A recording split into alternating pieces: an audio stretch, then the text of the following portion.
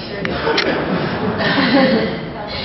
All right, well, good morning. I just want to thank Judy so much for inviting me here to share with you all today. I am going to talk a little bit about storms.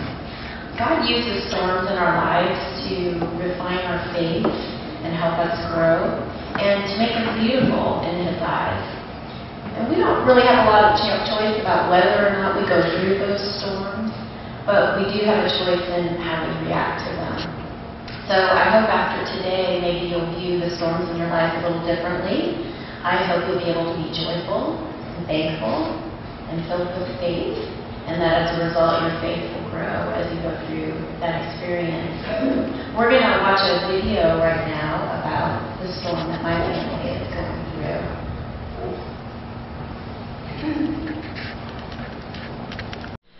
You make beautiful things. You make beautiful things out of the dust. You've taken a roller coaster ride, right? When you get in and they lock you in, what else did you have to do? Nothing. Enjoy the ride, hate the ride, whatever. That's where I am. Like, here we go. And whatever comes, it comes. July of 2011, I was diagnosed with ALS. That is the one that's affecting my speech and other things like breathing and so on and so forth. I'm able to get around, although I'm not driving anymore. So that's where I am. Every day I see his face because he's always believing for healing, and how he's always persevering and trying hard at everything. One of the things as everybody goes through in the beginning, you always ask why.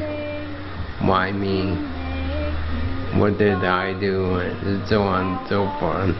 And I think that's hard for him, but it's really encouraging because it's like, well, if he can do that, then so can I. And it's like seeing him every day is just, it's sad, but it's good in its own little way. You go through the shock and anger, and then you deny everything, saying, I'm not sick. But then quickly, you go to accept it. And when I say accept it, I start to understand that God is using me and my family in ways that we never could have done had I not been sick. I'm able to reach out to more people and show them His love. And people ask me, how can you talk about a God that loves you when you've got such a disease? And I tell them, this sickness does not come from God. God hates ALS as much as I do. But He can use this for His glory.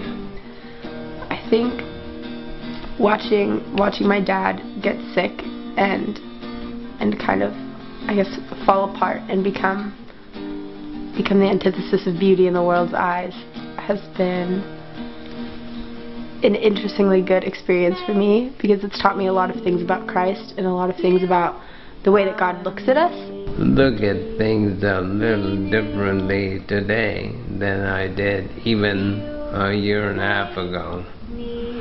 And when you and I think of beauty, we think of attractive people being pretty, you know, something that's pleasing to the eye. And God doesn't look at the outside. He doesn't look at my dad and see him sick. He looks at him and sees his spirit and his heart, and my dad's heart is good and healthy, and his faith is strong, and he loves God, and that is what God sees when he looks at my dad. If you look in the Bible, beauty is really different, because God is all the opposite. Everything God does and wants for us seems to be opposite. I mean, if you want to be first, you have to be last. If you want to lead, you have to serve. If you want to live, you die. And there are people walking around who are not sick, who are healthy, who have really strong bodies, and who eat all the right food, and who sleep enough hours, and their hearts are ugly and they're sick, and God doesn't look at them and see healthy people, beautiful people. He looks at them and sees sick people. So everything is different in God's economy, and so it is with beauty, because beauty in the Bible, God defines it to be beautiful, is to be like his son. When you look like Jesus, then you are beautiful. God sees everything inside out and upside down, because that's the way that his kingdom works. You know, there's an analogy which was given to me a few years ago. It's the baby analogy. When you're a baby inside your mother's womb, you have everything you need. You have comfort, food, shelter, even freedom in the baby's mind. Then you go through a little pain, and you're out here, and you experience a whole different level of freedom. You would never think about going back in the womb. And so it is with this world. Even though we think we have everything, all the freedom, we'll go through some pain, like I'm going through now, and then I'll move on. And then I'll experience so much freedom that I'll never think about coming back here. So that's the way I think about it, that I'm a person with the spirit experiencing a human existence for a little while. As opposed to most people who think they're a body with a soul. That's not the right way.